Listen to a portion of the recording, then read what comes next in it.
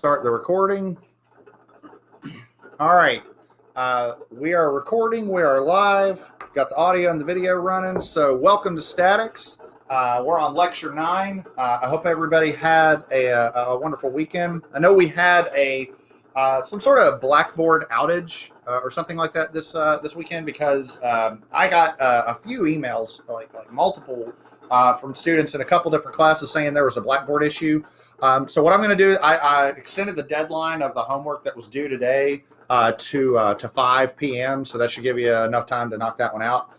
But we'll keep on trucking with our schedule. So 2.4 is graded. I'm not sure if I got the solution posted, but if it's not, I'm going to check both of my classes today to make sure my solutions are posted after class. I'll assign 2.6 today. And then, we'll keep on trucking. I want to mention the schedule real quick. So we did our last 2D lecture before the exam on Friday. And so today and Wednesday, we're going to be entering the third dimension and looking at 3D. Friday, we're going to be discussing cross products of vectors, but cross products of vectors is not on exam 1. That'll be exam 2, but that's a really worthwhile lecture to begin our discussion of what happens after that, which is we need to discuss rigid bodies and we need to discuss moments. And so that's a really important lecture. But it's important, but it's not hard. So, that's a good thing. But hopefully nothing in this class is too terribly difficult. That's kind of my theme here. So let's jump right into it. What we're going to do today is we're going to discuss describing vectors in 3 dimensions. And then Wednesday, we'll discuss static equilibrium. Now, I'll go ahead and tell you that when we talk about the, well, first off, let's just make sure we're all clear on 2 dimensions. So, ultimately, when we talk about static equilibrium, we're talking about the fact that the resultant is 0. And so you know that we can describe our resultant in 2 dimensions with the sum of forces in the x direction times the I vector plus the sum of the forces in the y direction times the j vector, or I hat and j hat. And so that gives a 2 equations, 2 unknown system that we see here on the right, sum of forces in the x direction, sum of forces in the y direction. And so hopefully by now, that's something that you're fairly comfortable with. IJ notation, the 2 equations, 2 unknowns, that should be, I think we've had a good amount of practice on that. Now let's talk about the 3rd dimension. So the big point I want to get across is that dealing in 3D versus dealing in 2D is not any more difficult. It's not like it, that there's these new challenges that the 3rd dimension entails that we didn't have to deal with before. It's really the same stuff, just more. I'd argue that if there's any one thing you're going to notice about 3D problems is that they're just longer. They're not harder. There's a little bit more to it. Now, first off, our notation. So if we use the I hat vector for the x-axis, the j hat vector for the y-axis, we now introduce a k hat vector for the z-axis. And so here you can see our coordinate system shown. We can express our vectors as follows. I'd argue if there's any one slide that's the most important for today, I think it would be this one, because this, in a nutshell, just tells you what's going on. And again, the big point I want to mention is that there are striking similarities between 2D and 3D.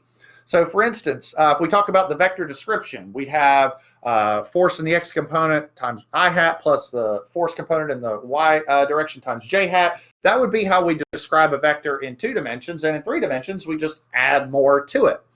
What about determining the magnitude of a vector or the length of a vector?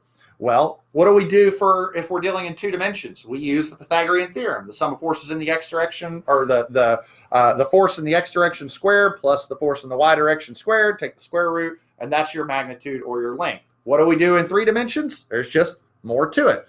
The x component squared plus the y component squared plus the z component squared, take the square root.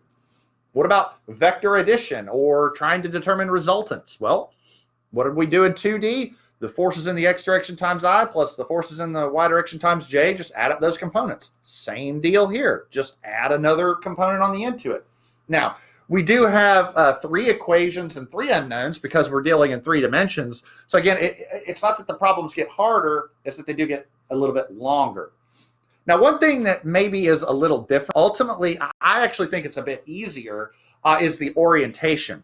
So in 2 dimensions, we had to make sure that our angles were referenced from the x-axis because we always used cosines for the x component and sines for the y component. Well, what we do in 3 dimensions is a little bit more direct and a little bit more straightforward. We end up using with unit vectors what are called directional cosines. And so there'll be a little bit more on that later, but by and large, I think it's easier, not harder, at least the way that we express that.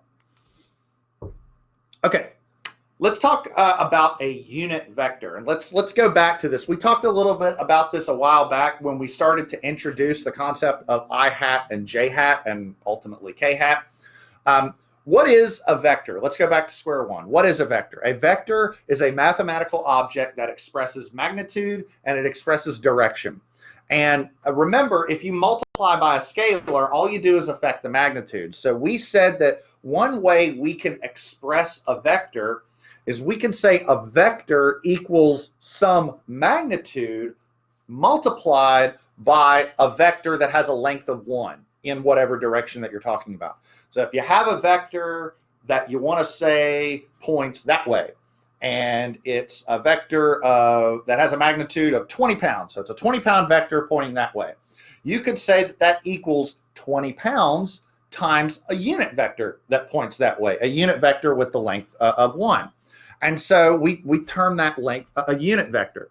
Now, that pretty much is just how we deal with forces in 3 dimensions. It's the easiest way of taking a 3-dimensional coordinate system and getting our x, y, and z components. And so we're going to use unit vectors quite frequently, or pretty much universally in all of our 3D problems. In fact, what we'll do is if we have a 20-pound force pointing, that way, what we're going to do is we're going to determine a unit vector pointing that way. So much of a percentage of I, so much of a percentage of j, so much of a percentage of k.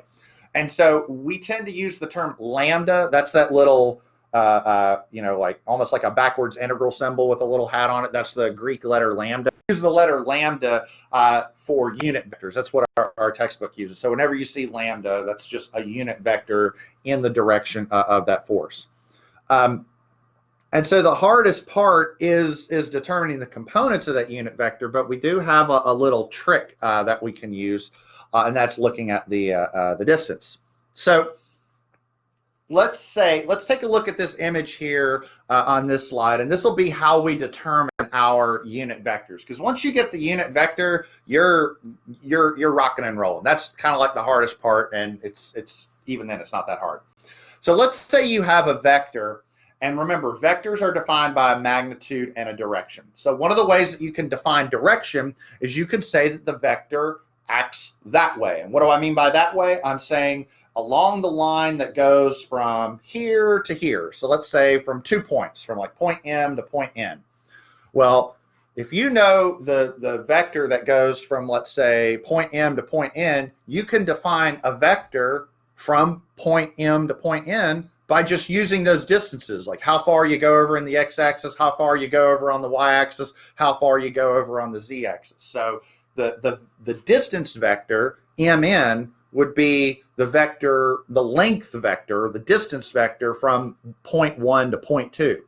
And so if you know that, you can determine a unit vector by just taking that and dividing it by the length, divided by the magnitude. And so now you have a unit vector for that line of action, multiply it by the magnitude of the force, and boom, you have a force vector in 3D.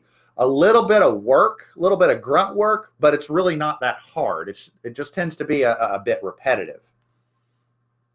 Now, the one thing that I did kind of skip is this concept of a directional cosine. If you have a vector that's in 3 dimensions, sometimes it can be kind of hard to go, well, what angle are you talking about? Like are you talking about pointing this way? What's the angle that you're measuring from? See, if you're in 2 dimensions, it's pretty simple, right? You know that all of your angles, if you go back to trig, remember we express angles measured from the x-axis turned this way. So if I say that the vector is pointing 30 degrees, you know that that's, this is 0, so 30 degrees is about like that. But in 3D, it's kind of a little difficult to express that. The way that we do that is we use the angles theta x, theta y, and theta z. And all this is basically just how far we're measured either from the x-axis, from the y-axis, or from the z-axis. So, for example, if I've got, let's say I'm looking right here. Let's say, so I've got this vector f, and you can see here's my mouse. Theta x would be, here's the x-axis, here's the vector. What's the angle between those? That's theta x. What about theta y? Well, here's the y-axis, here's the vector, that's the angle between the y-axis and that vector. And same thing with the z-axis. Here's the z-axis, there's the vector, whatever that angle is. Now, what's kind of nifty is that once you derive your unit vector, you kind of already have your orientations, because the components of that unit vector are actually equal to the cosines of those angles. And that can be a kind of difficult to express in 3 dimensions. So let me show you what that looks like in 2 dimensions. So let's say you have a vector and it has a length of 1, right? And you want to know the angle from the x-axis.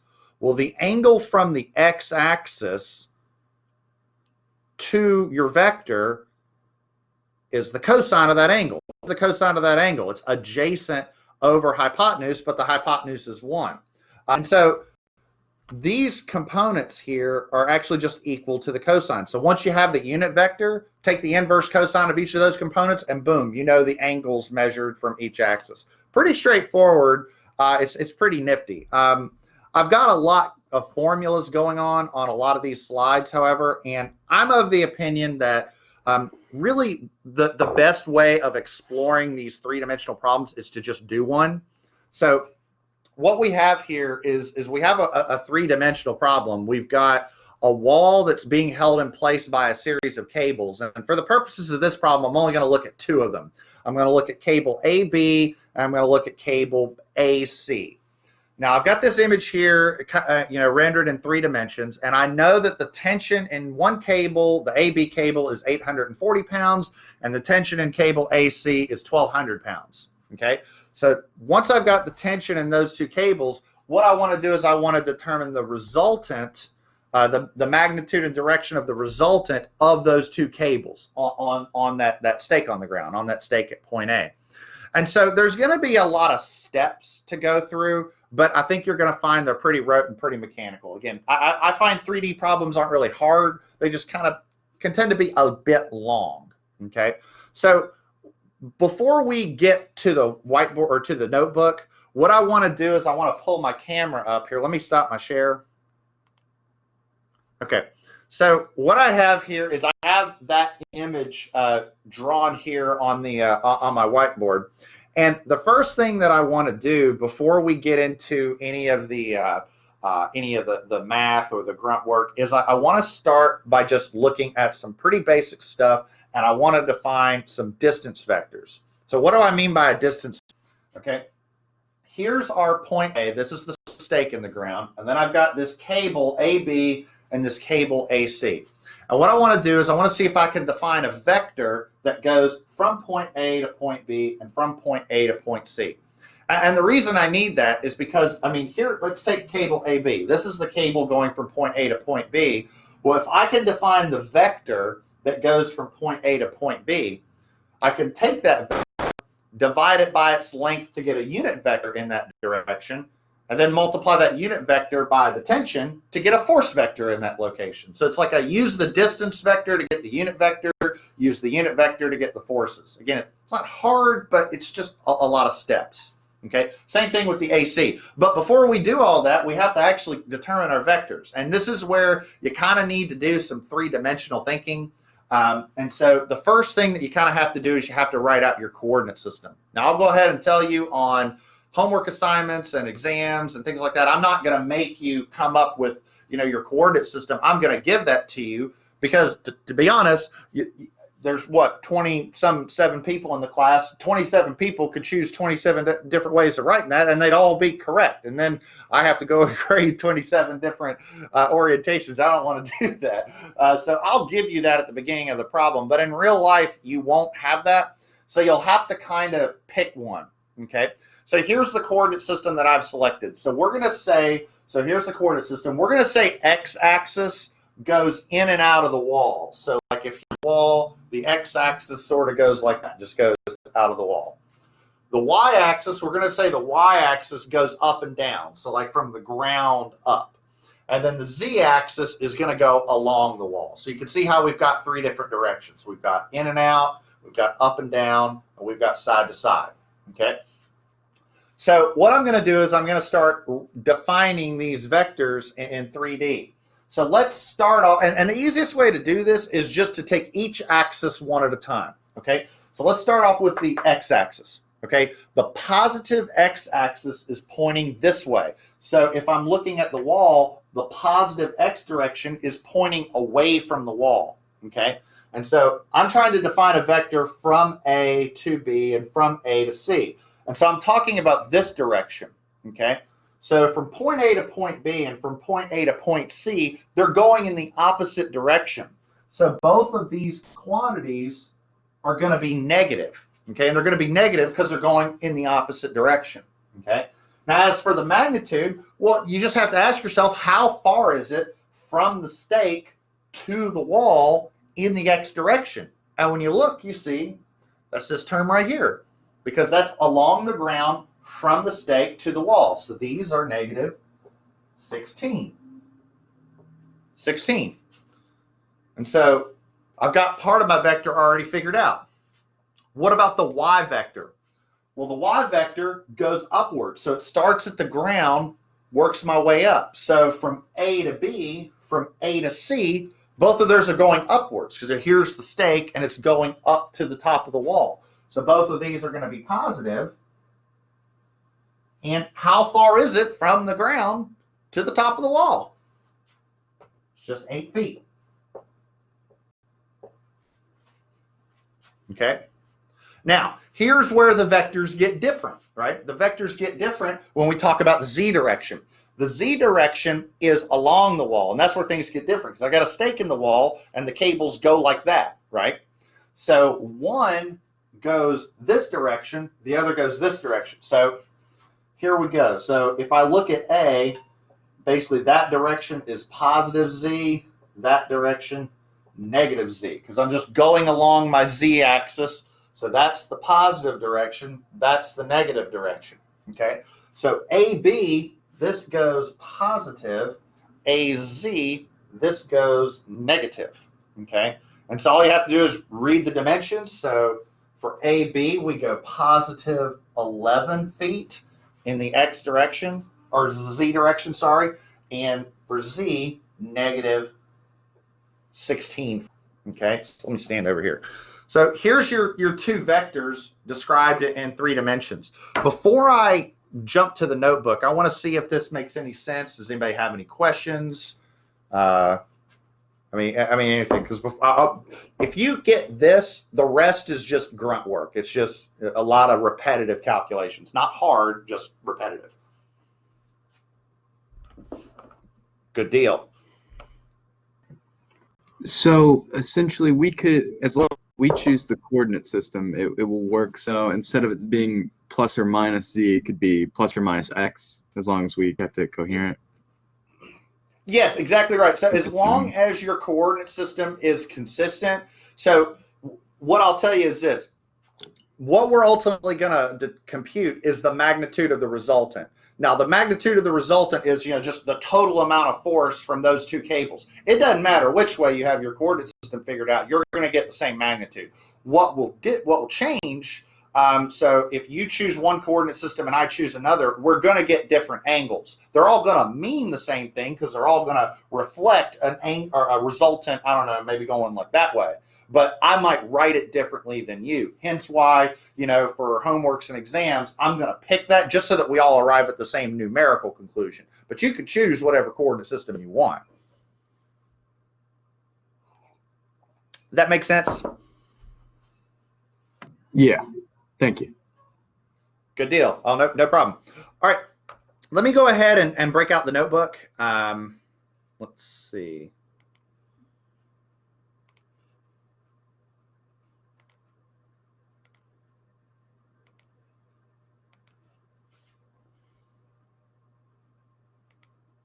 Okay, so here's my notebook.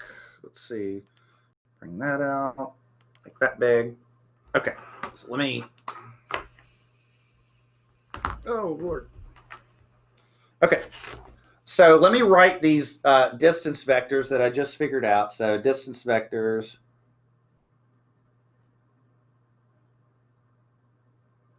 Okay, so we determined AB, and we got minus 16 feet times I hat plus positive 8 feet times j hat plus, maybe maybe that's too many symbols. I'll just put 8 feet. And then 11 feet times k hat. And then AC is minus 16 feet I hat plus 8 feet j hat plus, and then this is minus 16 feet k hat. Okay, so that's pretty simple. All right. Now, once you get a distance vector, the next thing that you need to do is you need to determine a unit vector. All right, let me scroll down a bit. Actually, let me. I learned a little trick. If I place a little mark down, way low on the page, makes scrolling a lot easier. Okay. So next thing we need to do is a unit vector. And the way that we determine a unit vector is we have some vector v and we want to determine a unit vector. We take that vector and we divide it by its own magnitude. So if you have a vector v and it expresses, and remember, vectors can express anything. They can express a force, a length, what have you. So if I take vector AB, and let's say vector AB expresses a length of 50 feet. If I take that vector and I divide it by 50 feet, I now have a vector that has a magnitude of 1. So that means I need to determine some magnitudes. So let's do vector AB. Let's find its magnitude, and then vector AC. Now, how do we determine the magnitude of a vector? It's just the Pythagorean theorem in 3 dimensions. So I've got minus 16 feet squared plus 8 feet squared plus 11 feet squared. And then take the square root of all that. And then tell me what you get for this. AB is 21 feet, AC is 24 feet. Exactly right. So yeah, so this is a 20. So basically all that means is that cable, that AB cable, is 21 feet long. And then AC, again, just do the same thing.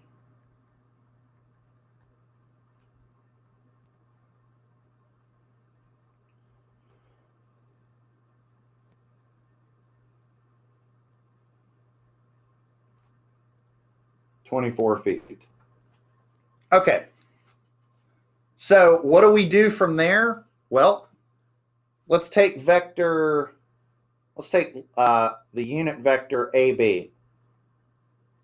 So what do I do? So let's take a look at this vector here on the top. So I'm looking right there.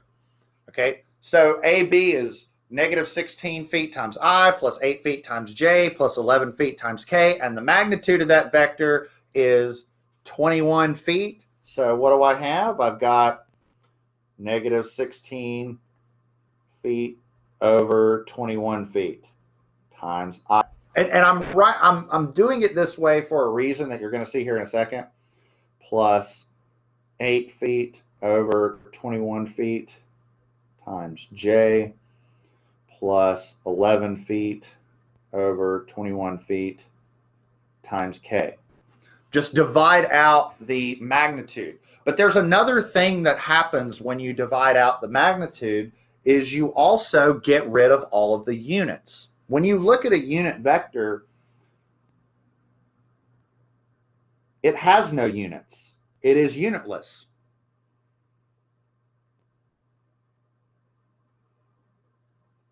J.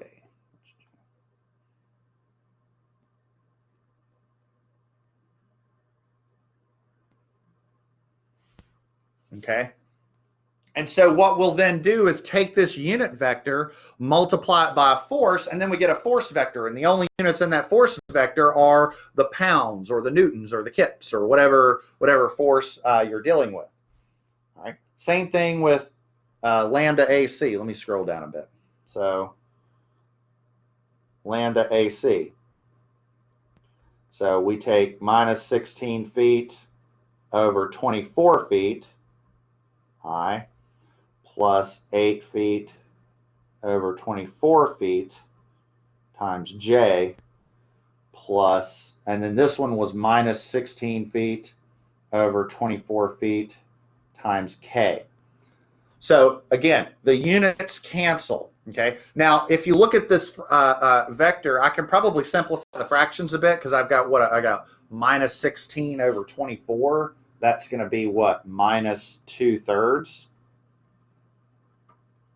plus, and that's 1/3 j plus, and that's minus 2/3 k. Okay. All right.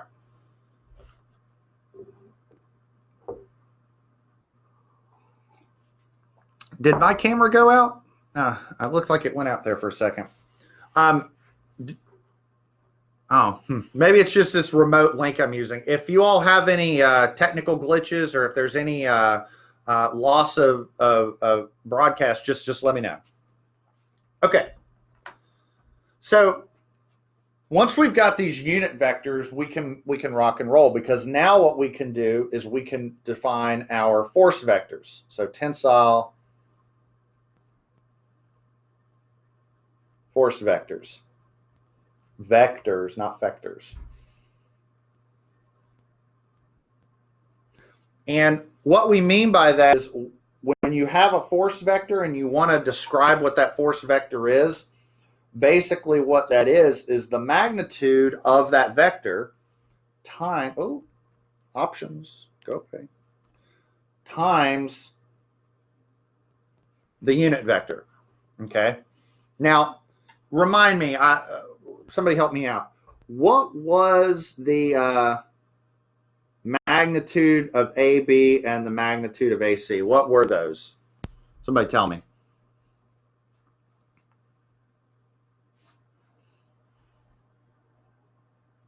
Anybody remember those off the top of your head?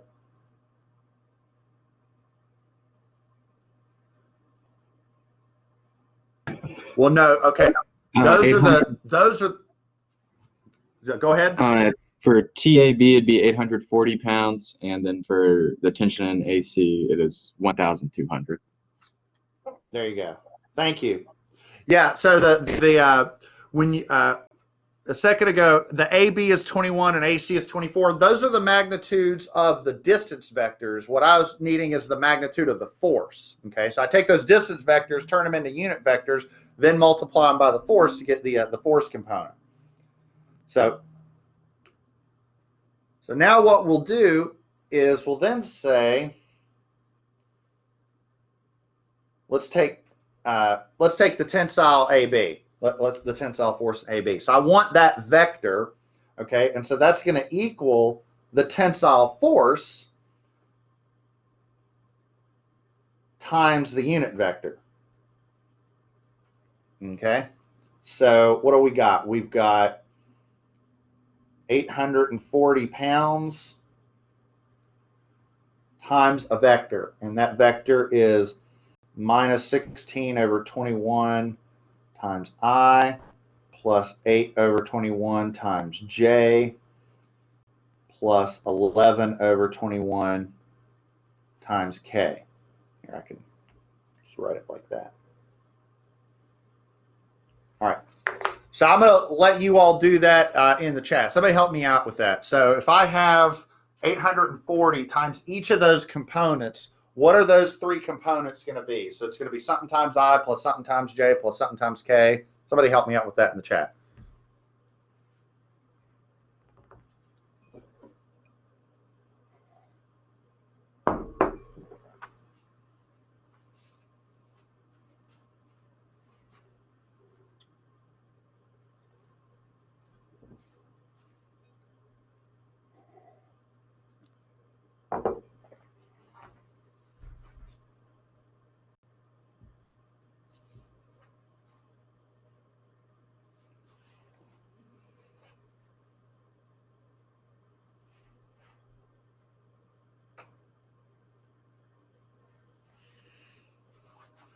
All right. There you go. Yep.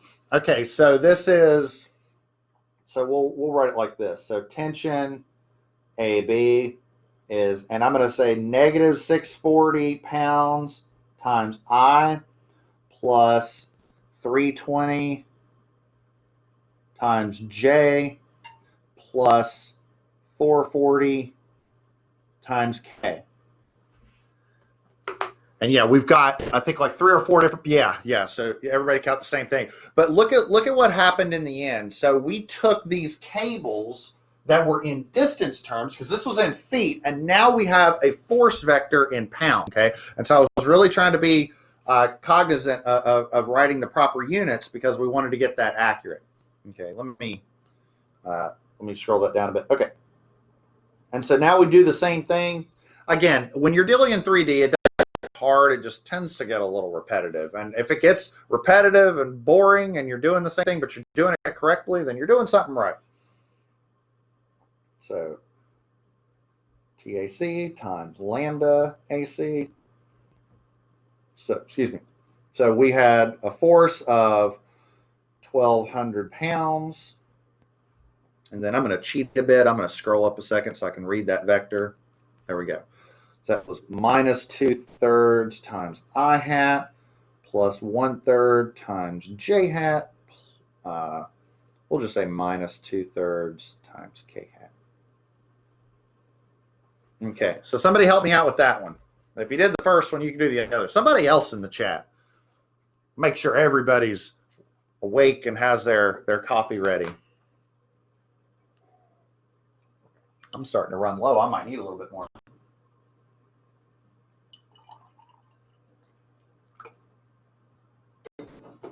Coffee does tend to be one of my 5 food groups.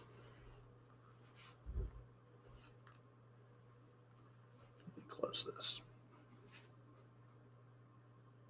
Negative 800, positive 400, and negative 800. All right, is anybody else getting that?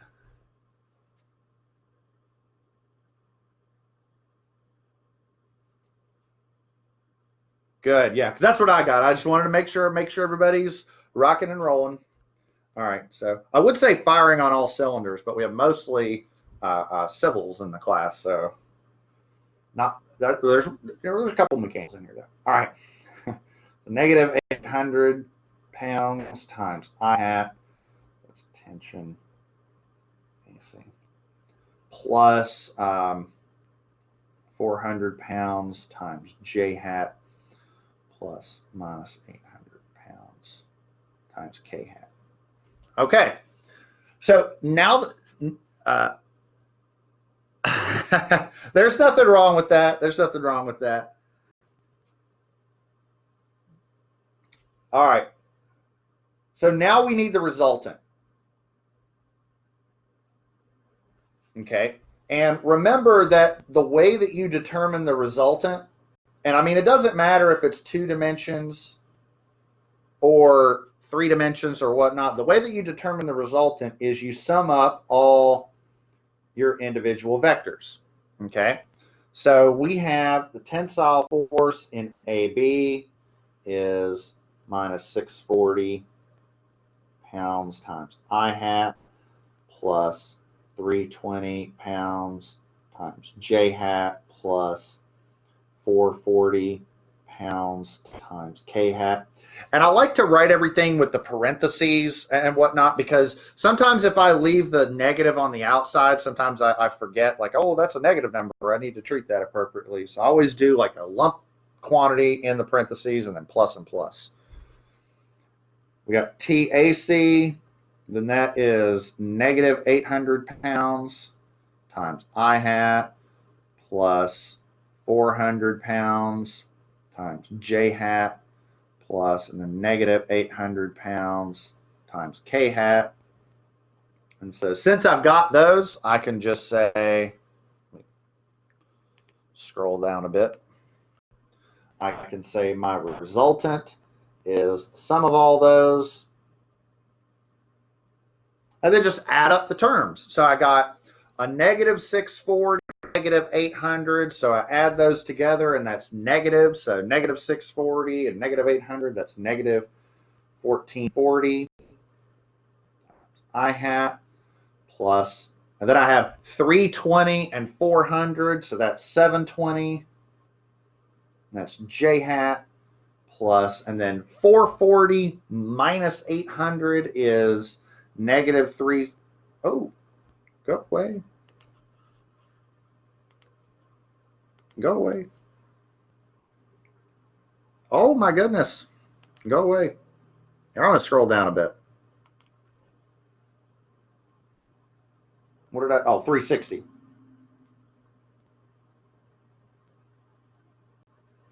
Windows is trying to tell me something, but I don't really care. Okay. So that's our resultant vector. So again, I mean, we added another dimension, but it really didn't make it all that difficult, you know. All right. Everybody with me so far?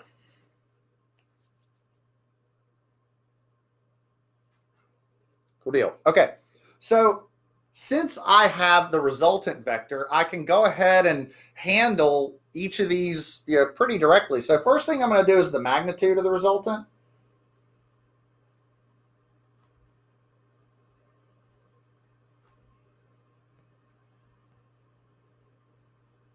So I've got my R vector, which is,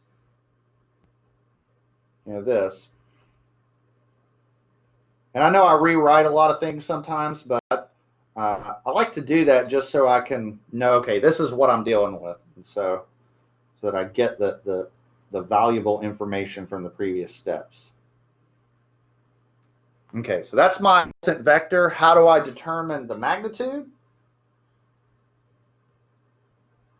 Or just write that as R, however you want to do that. Either one works. I just use the Pythagorean theorem. So negative 1440 pounds squared plus 720 pounds squared plus negative 360 pounds squared. And so R equals what? I'm going to ask chat for that one.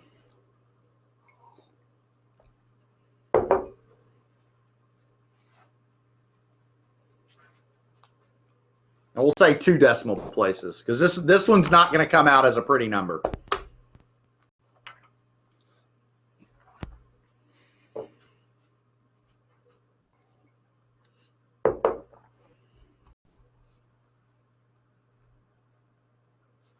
$1649.73. Did anybody else get that?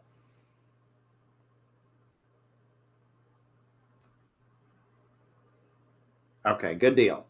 Okay, and so that's the magnitude of my resultant force. So the idea is that this cable had, I think it was like 840 pounds, something like that. This one had 1,200 pounds.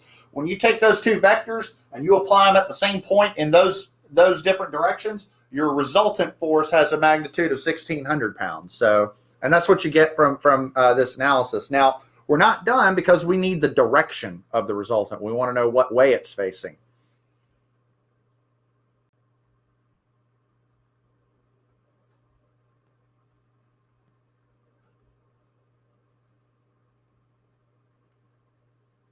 Okay, so we want the direction of the resultant. In order to get the direction of the resultant, the first thing I want to do is I want to get the unit vector for the resultant. Okay, because I've got, I mean, what do I have? I've got the magnitude of the resultant, and I have the vector itself. I've got the ijk component of that vector. So I propose that to get the unit vector in the direction of the resultant, I just do the same thing I did with the distances. I take the resultant vector and I divide it by the magnitude. And so what does that look like? Well, I have negative 1440 pounds over 1649.73 pounds times I hat plus 1649.73 pounds under 720 times j hat plus, and then this is, I'll do this by 360 pounds under or over 1649.73 pounds times k hat. So again, just like with before, we're going to get a unitless vector. It's not going to have any units. Okay. Now, let's talk about precision here. I've always found that whenever you're doing these unit vectors, if you can leave them as fractions, great, okay? But a lot of times in real applications, when you're dealing with real forces and real dimensions, that isn't the case, okay? And so if you're doing this by hand, I tend to recommend that your unit vectors use a few more decimal places because you want your angles to come out pretty accurately. So I usually say at least four or five decimal places just to make sure that you get this correctly. Like for example, this first quantity. So if you take 1440 and divide it by 1649.73, you know, a huge decimal. I like doing something like negative 0.8728. Like that's probably enough for, you know, for government work, but you have 4 or 5, but don't just do 1, you know, because your angles are not going to have enough precision. So just as a rule of thumb, make sure you're going like 4 or 5 decimal places on this. All right, so this is I plus, and then this one comes out to 0.4364J, and then this one comes out to minus 0.2182K. Something like that. But again, keep in mind, what are the units? There are none. The pounds over pounds, everything cancels. Okay? I'll give everybody a sec to catch up.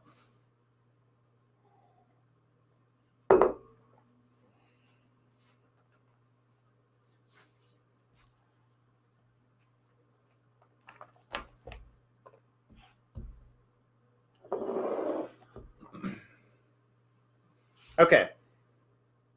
Now, whenever you're using a unit vector, the benefit of a unit vector is, by definition, each of those numbers. Oh, I have a typo there. That's supposed to be outside. Although it doesn't really matter, but there we go. Okay. Whenever you're using a unit vector, by definition, each of those numbers are the directional cosine. So another way of writing unit vector would be the cosine of the angle measured from the x-axis times I. You know, that's too many parentheses. Let's calm down on that. Let's just do this. So this is the cosine of that angle times I plus the cosine of that angle times J plus the cosine of that angle times K. So whenever whenever you have a unit vector, each of those numbers are the cosine of that angle from the axis in question. So for instance, let's take the 0.4364. 0.4364 is the cosine of the angle between your resultant vector and the y-axis. The negative 0.2812 is the cosine of the angle between that vector and the z-axis. So all we have to do is, if we want those angles, we can say, oh goodness gracious. If we want those angles, we can say that the angle between the resultant and the x-axis is just the inverse cosine of that.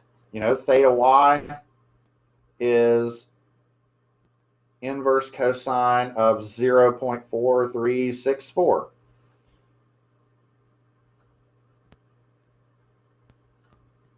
Negative 0.2182. Okay, and so this is what I meant when I said precision. Like the more decimal points you have on your unit vectors, the better, just because your angles will come out better.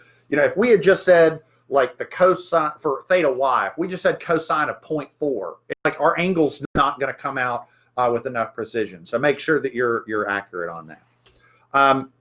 what you're going to get for your answers. So like what I did when I did my examples, because I've got the problem already worked out. I was like tracking the decimals. I was like storing the values in my calculator, so I know that these are accurate. So this comes out to 150.79 degrees. This comes out to 64.12 degrees, and then 102.60, sorry, 60 degrees. So, you might get, depending upon how you track your decimals, you might get like 150.79 or sorry, no, that is 79. You might get 150.77 or 150.81. As long as you're, within 10th of a decimal place or something, you're going to be fine. So again, I'm not trying to hold you to that, it must be, to 9 decimal places exactly accurate. As long as you're there, you're good. Because again, you could build an Excel spreadsheet to do all this, and it would do it, exactly. So what's my answer? Well, I know the resultant magnitude. Remember, that was, what was that? It was 1649.73 pounds. And then I know my angles. And so this is 150.79. This is 64.12. And this is 102.60.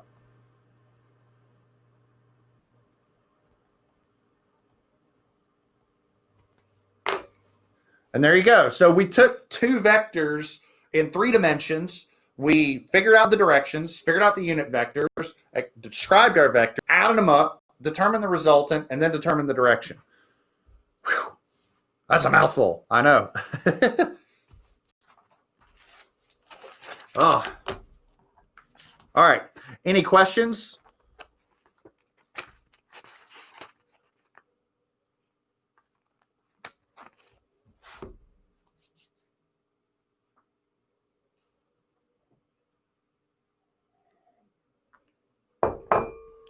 All right, you all have a homework assignment that's similar. It is, if I remember correctly, the vectors are a bit more vertical. Like these are kind of like horizontal, so that they're a little bit more vertical. What we're gonna do next time is hold on, let me see. Can it be sine? What do you mean by that? Like help me out. Well, let me while you're typing that out, I'll do my best to kind of answer what I think the question is. So by its nature, so again, this goes back to what I had mentioned earlier. Let me go back to the slides. Files.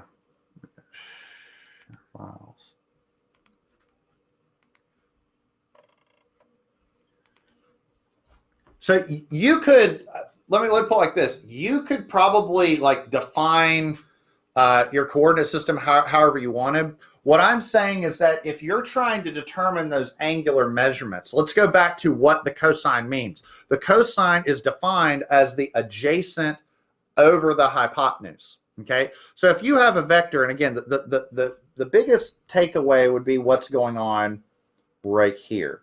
This is really the where it's all at.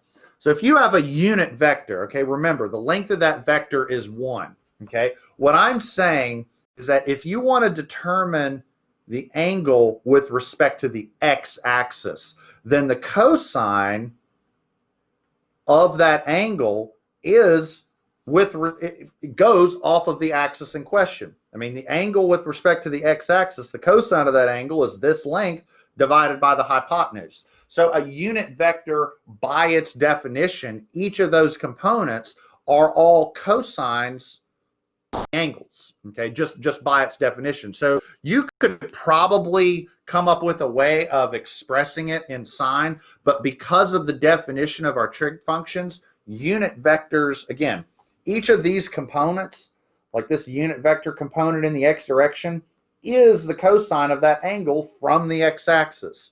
Like this component here is the cosine of that angle measured from the z-axis. It's just so convenient by the way it's defined. Did that answer your question?